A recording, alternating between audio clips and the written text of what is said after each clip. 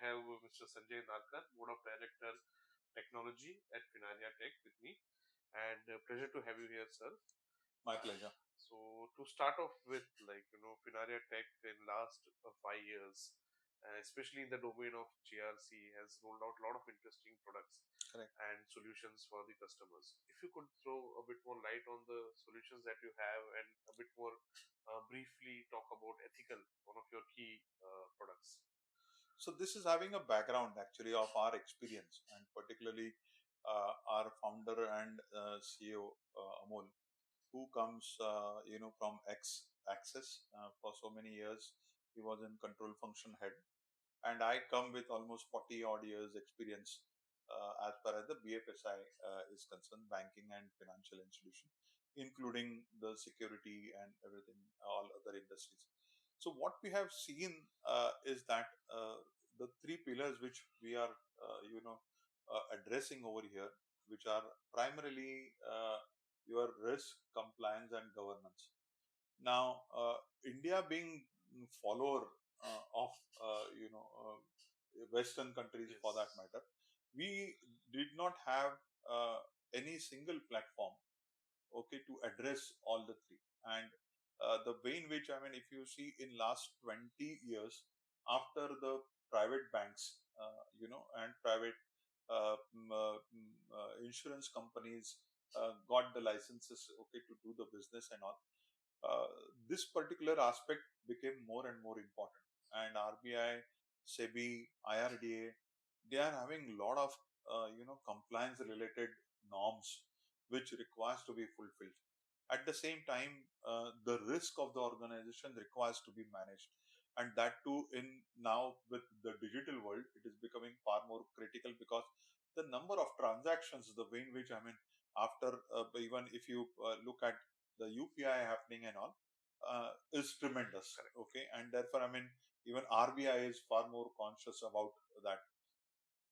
Governance is also one of the pillar which is required. Okay, because then from your rating perspective point of view, the institutional ratings are more looked at the governance. So the primary our intention of getting into this, that all the foreign platforms or foreign OEM platforms were available to manage, or rather to support these three important control aspects of governance, risk, and compliance. Correct. And if you really look at all three of them are that way connected to each other. Yes. Okay, if your governance is good, okay, then you will not have any difficulty in giving compliance. Okay, now compliance also depends on if the risk is managed well. So these three are actually hand in hand, which probably other OEMs are not offering as a one platform. And that actually drove us to towards this. And then Amol, and post COVID, I think, I mean, we were far more concentrating on this. And then the ethical took birth, and where we said that we should have one platform which should help the organization. And so we actually decided that it should not be only kind of a system where you will get only reports and all. It is important that, I mean, it should have a decision oriented or decision supportive system kind of thing. And that is the first thing which we thought of making the changes.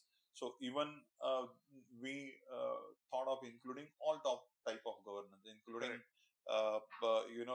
IT governance also for that matter.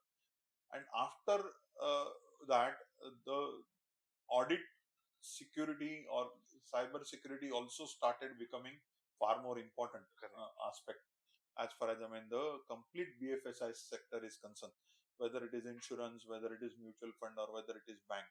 And therefore, I mean, this ethical platform makes a lot of sense, whereby you have one single platform which actually gathers the data from your existing systems, okay, and is able to give you that kind of a support or a control function, which is automated.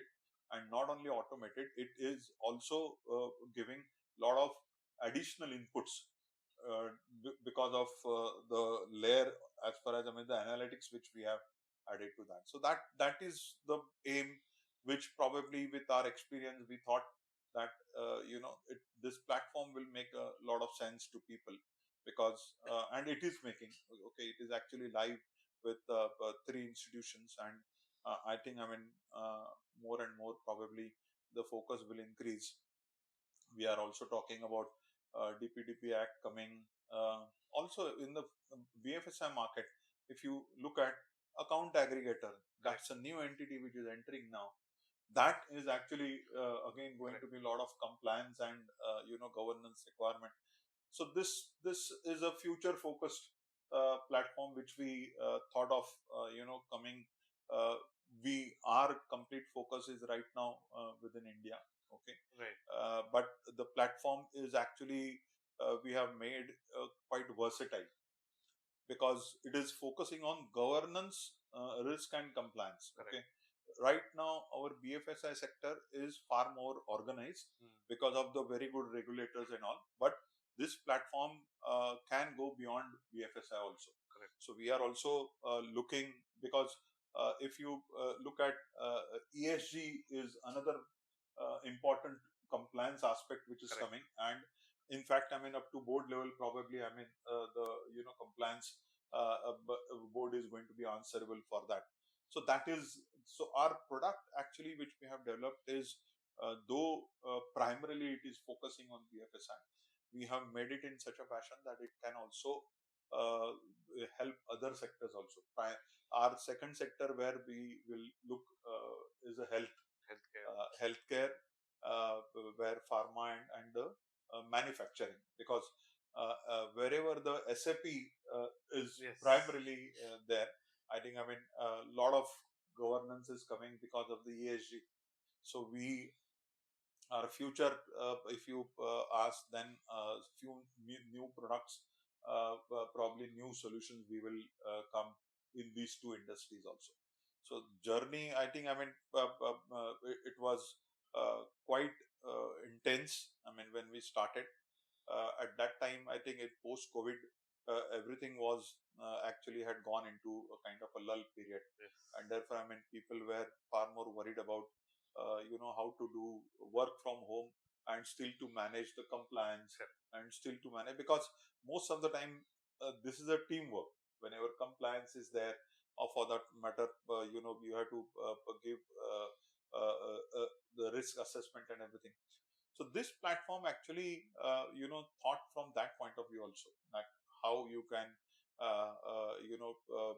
do remotely also, because the data gathering is happening from all the existing transactional systems, and then offline, or other, other than your transactional system, this complete system works.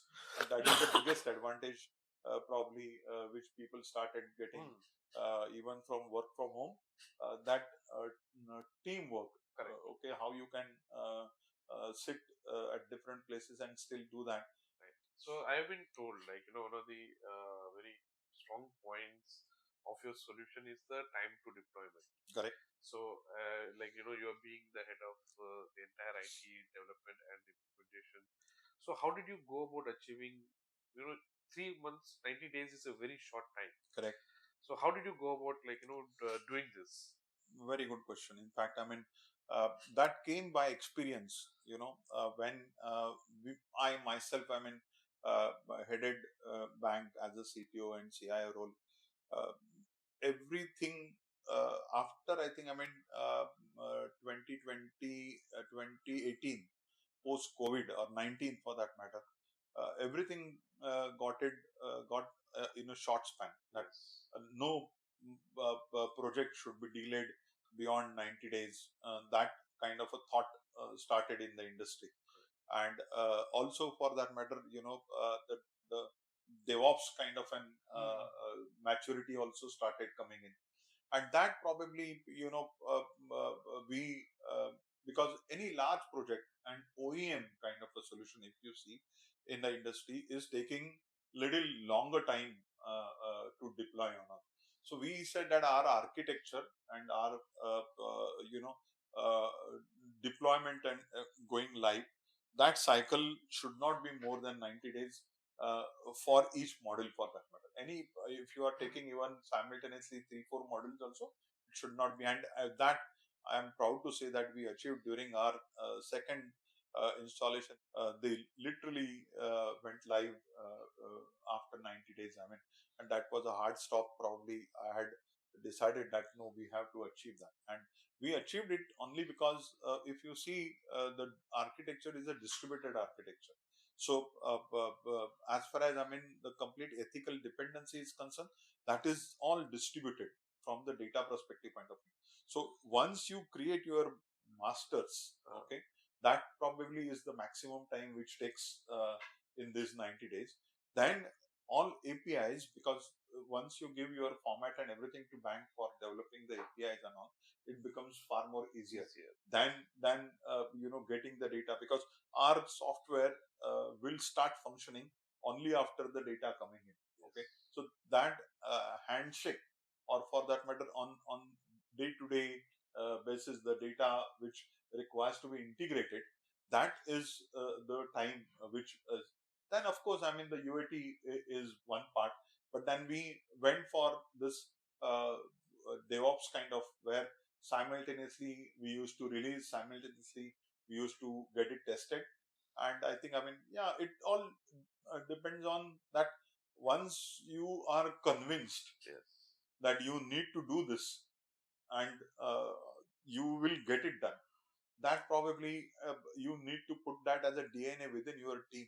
Right. That 90 days means 90 days. I mean, that's what we have to achieve for. Period. I mean, nothing. And strong reviews. After every 15 days, every day with the implementation team and also with the bank, we still have our stand up, early morning call to see that I mean we are on track. And every week in the beginning, for almost I mean first 30 days, I used to be on that weekly call Okay. to know that I'm in the, because once you make it as a DNA, then for next project you don't have to. Correct. Because the team only works, the team lead, they take it to the next level. So yeah, it's on all because of the experience which we had post COVID, that no project banks, or rather I mean good management practice, not allowing go beyond 90 days. So that was the norm which we adopted. Right. So how crucial is the role of consultation in this to achieve this target? It's very To your much clients, I mean. yeah. So for the first engagement, it took little longer time. Okay, because we were aware of few RBI, SEBI circulars and all. Yeah. But it is required that I mean the latest one, and that actually took a lot of time, because each bank is having a different way in managing the same circular. Correct. Okay, because of their constraint on their system and all, so it becomes far more important to have a complete consultation. So what we prefer is that we actually prefer a POC, Okay. a proof of concept, okay, with each and every large customer, so that though we can do the actual project in 90 days, but in POC you come to know what difficulties probably you will face. Right. Of because the maturity of the organization towards the compliance, or towards the risk and towards the governance, is also very important. Yes. Don't want to take names, but there are now the new customers to whom we are approaching, they are saying that you please implement and make us learn and adopt. Correct. So these three pillars are actually you cannot adopt as is. I mean you need to have your own policies. Correct. Your own framework, and that framework to transform is what the consultation need is required. Correct. So a lot of education bit is going, Yeah. assume here. So another important aspect in terms of technological development, which we see and observe these days, is the utilization of AI. And with the agentic AI really getting a stronghold and being utilized in the BFSI segment. Correct.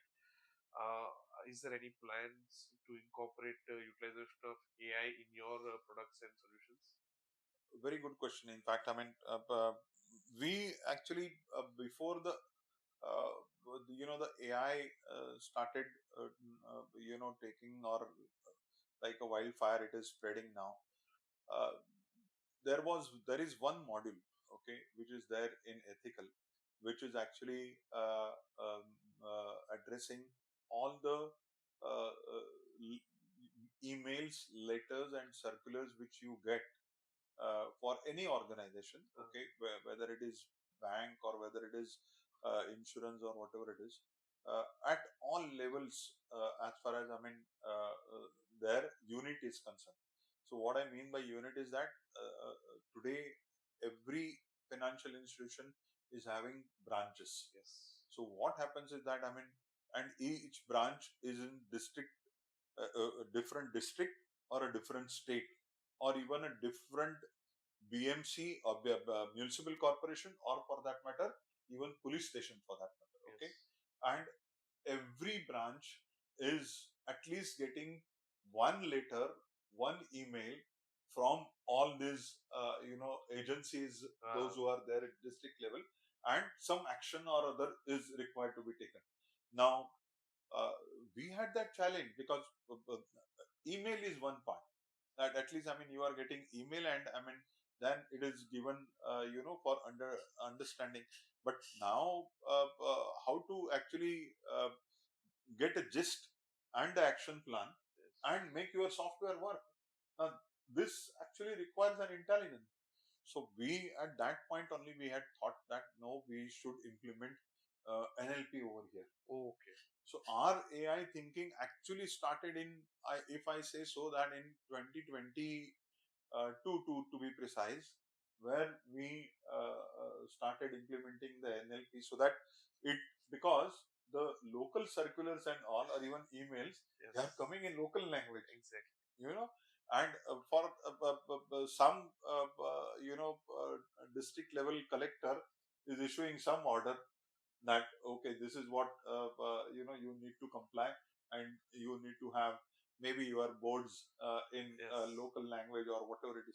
Now that is a compliance action which the central compliance requires to know, Yes. that what is there in the branch level, but the email has come to the branch manager in a local language, and that was a big challenge, and there we implemented NLP, and I think, I mean, today, I must say that, it is working very fine. So that was our beginning, Okay. as far as, I mean, artificial intelligence, how to uh, put over and above the ethical, and it helped us initial stages itself. But the only challenge at that time, what we faced is that, I mean, most of the AI tools, they are in coming as an open platform, Yes. and that is a major challenge. And particularly, see, as far as, I mean, agentic is concerned, I mean, you can still take that bet, because operationally, a lot of things you can improve and all. Correct. But when you talk about compliance, when you talk about risk and all, they're probably putting AI tools and expecting decisions, okay, is probably a big challenge. Although, though we have not yet released, but our work is going on. Probably, I mean, somewhere January and all, we will do the first kind of a release, and this, that, because for AI particularly, to develop those modules and then convert them into agents and all, you require a lot of data. Correct. And then your models, you require to train them, okay, to act correctly for the bank, or maybe as what is expected by the regulators and all. So we actually face the challenge, because as an OEM, we are not having any institutions data, Right. by which, I mean, we can actually create those modules and then put, though the technology is there, okay, but what is needed is that you should adopt that technology for the right use. So but definitely artificial intelligence, Gen AI, and also for that matter conversational, okay, because nowadays a lot of bots are being used. Yes. Okay, and particularly for the customer management. Okay, a lot of data is getting gathered now. There is a requirement which has come, that though it is not a compliance kind of requirement, okay, that people want to improvise, or rather banks and financial institutions want to improvise their customer Experience. behavior management, and there they want to use a lot of AI, and the data is actually coming with a conversational or with the bot answers and everything and all. And there, I think, I mean, they are asking that we should actually also see that if any compliance related conversation is happening for which we require attention or not. It's a big kind of a challenge, but I think, I mean, we have done some good progress on that. By January, or maybe January end, I'm not recollecting the project dates, but we should be releasing our AI, because as far as governance, risk, and compliance is concerned, uh, the uh, uh, the AI in complete sense, Right. the way in which, I mean, it can be used for manage your operations and all, Correct. is not everywhere it is required. Okay, because our software, if you see, is a helping for controls. Okay, so therefore, I mean, it is most of the time, at least 60% of the time, it is post facto. Correct, because we gather the data, we see whether it is any compliance is there, governance is there, or risk is there, and then come out with actions. Okay, so therefore it is not exactly intense as far as the AI is, but still, I think, I mean, with a lot of this, as I said, uh, we have requested a data, and based on that data, we are developing models by which, I mean, we will train them, and we will release maybe few agents and all. But it is, I'm not saying early stage, but also not as a full matured stage. Correct. So we will do the complete POC and all. By January, I think, I mean, we should have our presence with that particular. Correct. So if I have to ask you, like, in coming year, what will be the one or two key trends that you see? Key trends in what? Governance, risk, and compliance segment, or it will what will be the talked about things? Yeah, so one of the thing which which is not all financial institutions are doing, or maturity is also not there, is to have a good early warning system. What I mean by that is that many events or the businesses of the banks and everything, they need to know that what is coming or what may come. Correct. Depending on their past data and all. Because, for example, I mean, if you take branch as a unit, okay, and every branch is having service SLA, because that is also a few good banks are following, that even for your account opening of a current account, or for that matter, or maybe savings or wealth management, it should be done in X time with whatever procedure you are having, and also there is a tag which is required to be there. Now, it is quite likely that during month of March or February, due to tax pressure and all, lot of products are asked by people, and therefore there is a lot of pressure which comes. Also, the people are having pressure to uh,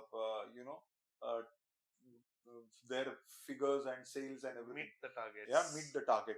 So lot of accounts are getting opened, but no TAT is being maintained and all. Right. And post facto, once the year end is happening, then it is found out that, okay, I mean, this particular branch, for example, I mean, personal loan. So it is from experience I am telling that some of the branches, though they have logged in the personal loan file, but the disbursement did not happen on the last day prior to the March end happened. Okay, so that a miss out. Yes. And miss out from the business perspective point of view. But there is that data is not being looked at now. For example, I mean, if a particular branch in particular city for last 3 years, it is being observed that January, February, and March, okay, this stat is not maintained. Okay, because for whatever reason, is not maintained, or they are stressed during that. So the marketing and salesperson or the product head actually, if early warning system provides him that data, they are able to concentrate, because that's a loss of business which they can control. Okay, because the last 3 years data says that this particular branch or a district, as such, is having, so put some additional staff, or for that matter, because business potential is there, but because of stress on branch people or whatever it is, or the system, you are not able to get. So these are some examples of early warning system which probably now should look at. Compliance also, for that matter. Audits are happening, and audit issues are identified, whether it is for the branch or whether it is for the product and all. Okay, and every year the RBI comes. Okay, when RBI comes, first and foremost thing is that whether last year's all audit observations, are they being answered and rectified and corrected or not. Now, before the RBI audit comes, okay, there is very less kind of attention is given, which is not telling you that only the product head or the departmental head comes to know when it is found out again. And then the internal audit says that, okay, this was the observation which was there last time also, and again it has. That means, I mean, though last time it was closed by whatever action and all, still this time that issue has been seen. Now this requires an early warning system. So what probably our system can help is that we are having all the data, okay, as an operations and all, and we also know that RBI audit, when they will come, okay, which of the top areas where they will see. Now that's an early warning system by which, I mean, we can say that, look, these are the branches, these are the products, or these are the areas where probably the RBI objection will come, because either you have not maintained the TAT, or the compliance issue is not closed, it is open. Now those are the improvements probably which will bring in, which probably will help much better for any institution for that. Today it is not rigorously done, that RBI audit. I mean, there is a lot of pressure which comes on the system. Correct. SEBI is coming for audit, RBI is coming for audit, and if you really see, everybody is carrying that tension. Okay, what they will ask, what they will not. So you need to make that little bit with the help of system. Correct. And our system, probably, that is what we are developing as an early warning system now. No, but I think it will add a lot of value to their operations, improve their business conversion, and thirdly, efficiency. I think these three critical areas are getting covered in what you're saying. One more thing which is there is that today, for any unit of business, based on the importance and the expectation and the way in which, I mean, the focus of the bank is happening.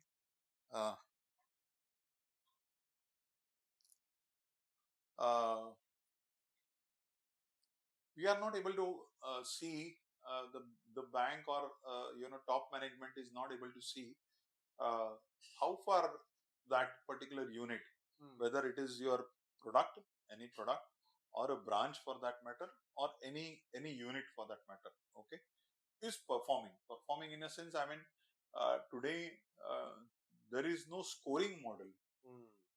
And for that matter, even if I want to just give an example, I'll again take the example of personal loan as a product. Okay, now personal loan as a product, I mean, in the beginning of the year, I mean, there is a budget by which, I mean, the bank focuses, and then it is getting distributed, which branch, what, all those targets are distributed and all and all. But that target is completed, not completed, because everybody looks at the bottom line, or for the matter top line, whether it is met or not. But where it is missed, or where it is still to be improved and all, those things are are missed out in that. Now if we are having a kind of a scoring model, okay, for that product, that look, beginning of the year, this was the total kind of a target which we were having, and then during the 12 months, how far that target is moved, what is the score it had achieved.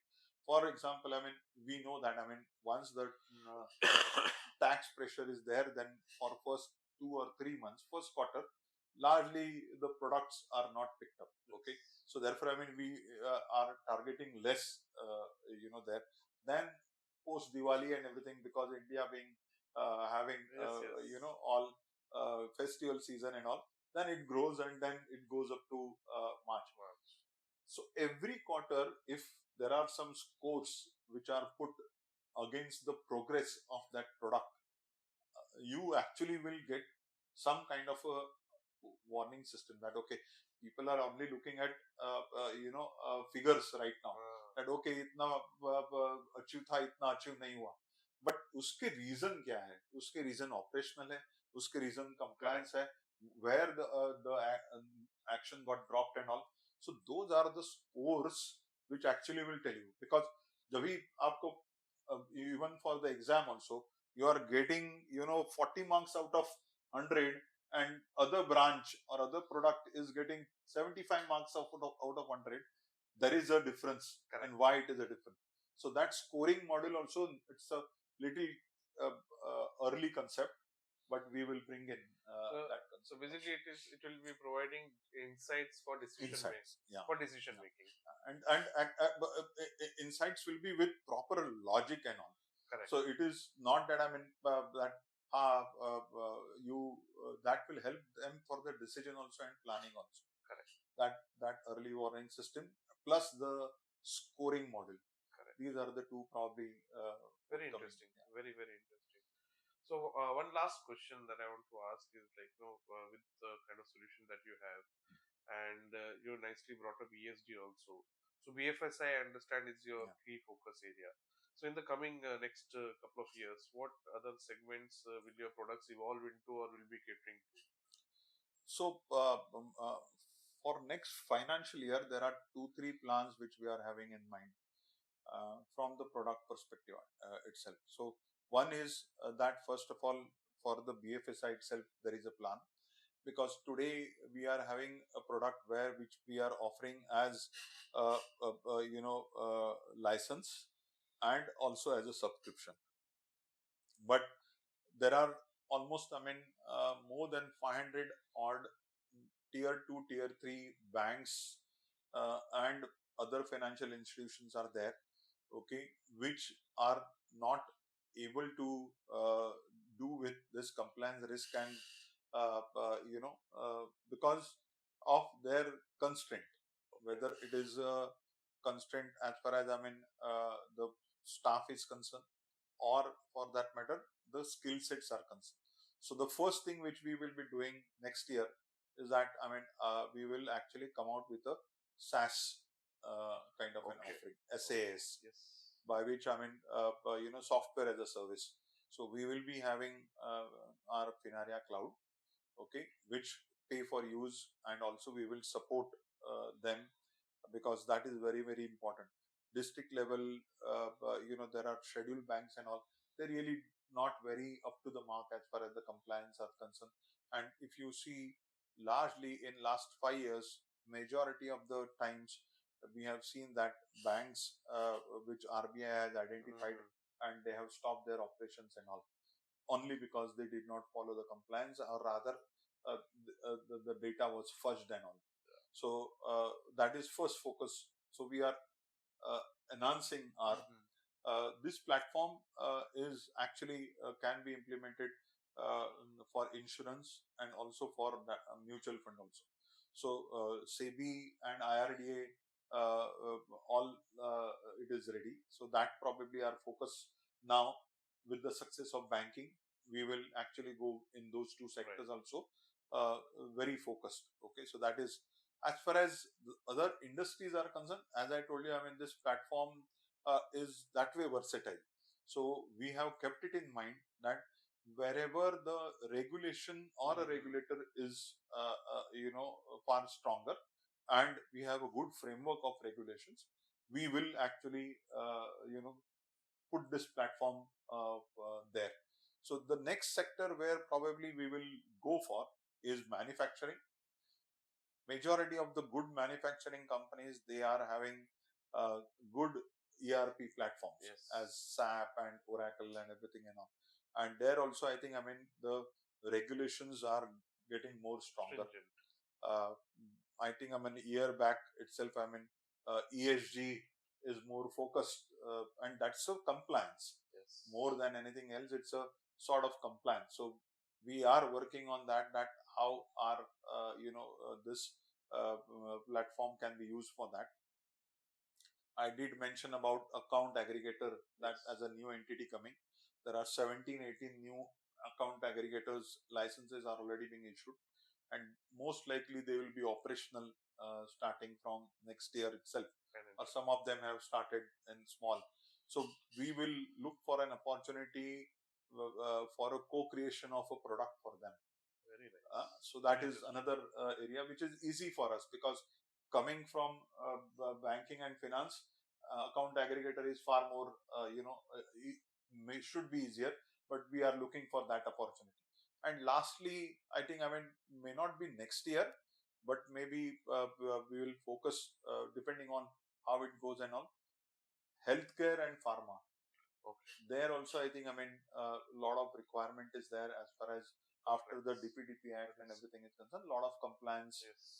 will be required. So those two, manufacturing and healthcare, largely we will try and focus from compliance perspective point of view, because their risk and governance probably will be far more less, but regulators compliance will be. So these are our future roadmap for 26, 27.